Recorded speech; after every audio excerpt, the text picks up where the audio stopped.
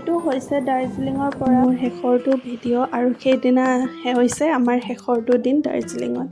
আমি ৰাতিপুৱা 3:30 বজাতে শুই উঠি এটা স্পেচিয়েল জেগালৈ যাব ৰখি আছিলোঁ আৰু গাড়ী আহি পালে আমাৰ। তাৰপিছত এই ধুনীয়া ৰাস্তাটোৰে গৈ আমি সেই জেগাটো পালোঁগৈ আৰু আপোনালোকক দেখুৱাই আছোঁ ৰ'ব ক'ত গৈছোঁ।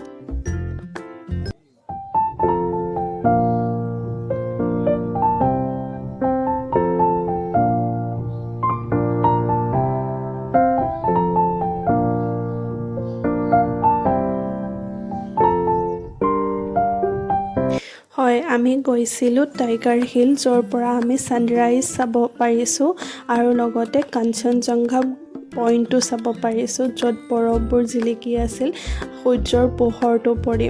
তাৰপিছত আমি নেক্সট ডেষ্টিনেশ্যন গ'লোঁ বাটাচিয়া লুপ। পাৰ পাৰ্চন 20 ৰুপিজকৈ আমি এই পাৰ্কখনত সোমালোঁ, যিখন দেখিব সঁচাকৈ বহুত ধুনীয়া আছিলে। চাহগছ, চাহপাত আৰু সেই সূৰ্যৰ পোহৰটোৱে সঁচাকৈ ইমান ধুনীয়া কৰি ৰাখিছে ন জেগাটো, মানে দেখিলে মন ভৰি যায়।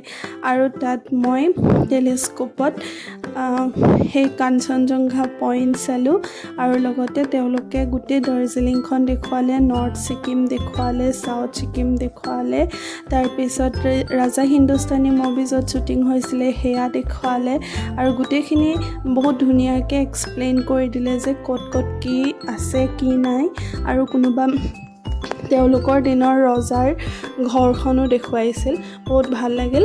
আৰু তাৰ পৰা ওলাই আহি আমি হোটেল গ'লোঁ, কাৰণ আমি সিদিনাখনেই উভতি আহিব লাগিব সেয়ে। আৰু আমাৰ গাড়ীও আহি গ'ল শিলিগুৰিলৈ উভতি অহা, আৰু আহোঁতেহে আমি টয় ট্ৰেইন অকণমান দেখি পালোঁ। তাৰপিছত এয়া ধুনীয়া ধুনীয়া ভিউ এনজয় কৰি আমি শিলিগুৰিৰ ফালে ৰাওনা হ'লোঁ।